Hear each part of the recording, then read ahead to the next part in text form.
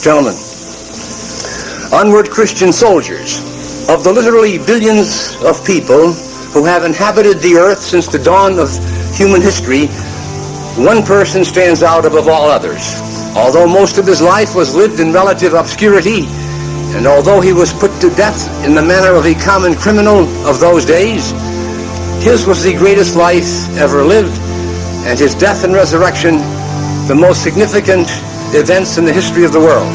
That person we know was Jesus Christ, whom we believe to be God as well as man, the Word incarnate, the second person of the Blessed Trinity in human form. Indeed, the entirety of the faith we profess stands or falls upon this belief of ours, the divinity of Jesus Christ. And if belief in the body of doctrine Christ preached and obedience to the code of morality he enunciated, if these are necessary for man's sanctification and salvation, then it follows, as surely as night follows day, that the Son of God must have made every provision to guarantee that his teachings would be preserved pure and entire until the end of time. It is simply inconceivable that he would not have done so. That guarantee was and is the Roman Catholic Church, the same Catholic Church which exists and functions in the world today in traditional Catholicism. It is the same organization against which he guaranteed that the forces of evil would never prevail and which would be infallible in preserving and in teaching the eternal truths that he had committed to it. Because we are Roman Catholics, we are, or we're supposed to be, full-fledged, totally committed followers of Christ. It was back in the early 70s that the traditional Catholic movement started to take any recognizable form.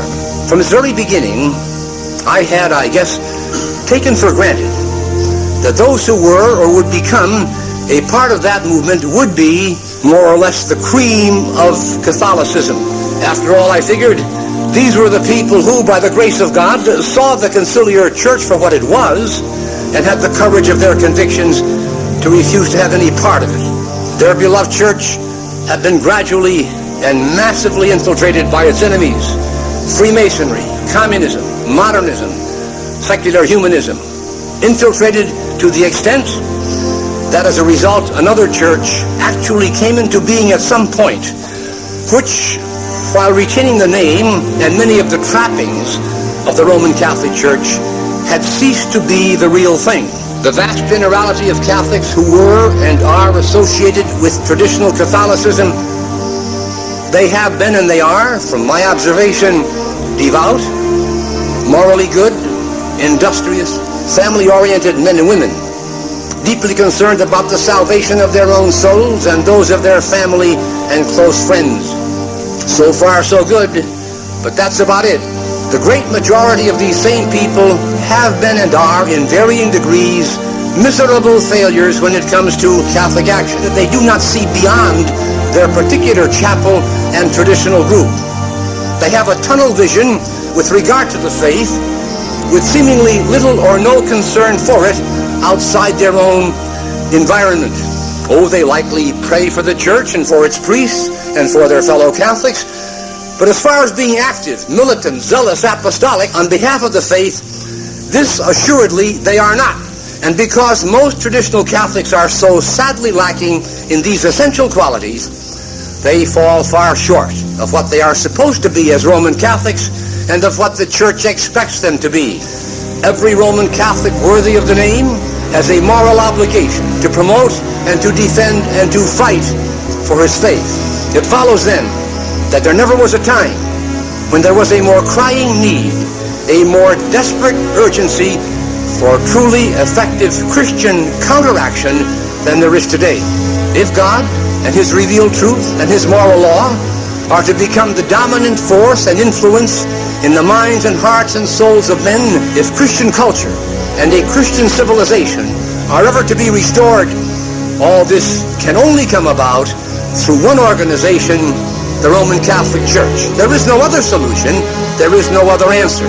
But with the true church reduced to but a remnant in its membership, how is this seemingly insurmountable task to be accomplished? Why, by Roman Catholics, of course. Roman Catholics who are thoroughly imbued with the love of God and with the spirit of sacrifice and dedication to the faith of the saints and martyrs of history, by Roman Catholics, who are men and women of prayer, who know their religion and are able to explain it when the occasion arises, by Roman Catholics who know too the enemies of the Church, and especially would I stress this last, how exceedingly imperative is the need today for zealous, apostolic, crusading, militant Roman Catholics.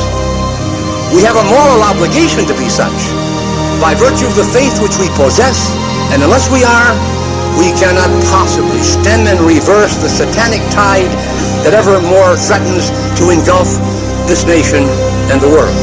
Is not our position in the Church at the present time, in a very real sense, a singular blessing from God, an extraordinary honor for each of us, that the Almighty has seen fit to use us as His instruments for the preservation of the faith in these days of darkness? Is not this, I ask, an honor and a privilege of surpassing worth, for which we should be ever so grateful to God? As Catholic men for Christ the King, may the grace and the strength and the courage be ours, not only to live our faith unwaveringly, but if need be, to die in its defense and in testimony to its eternal truth, but whatever be the manner of our death.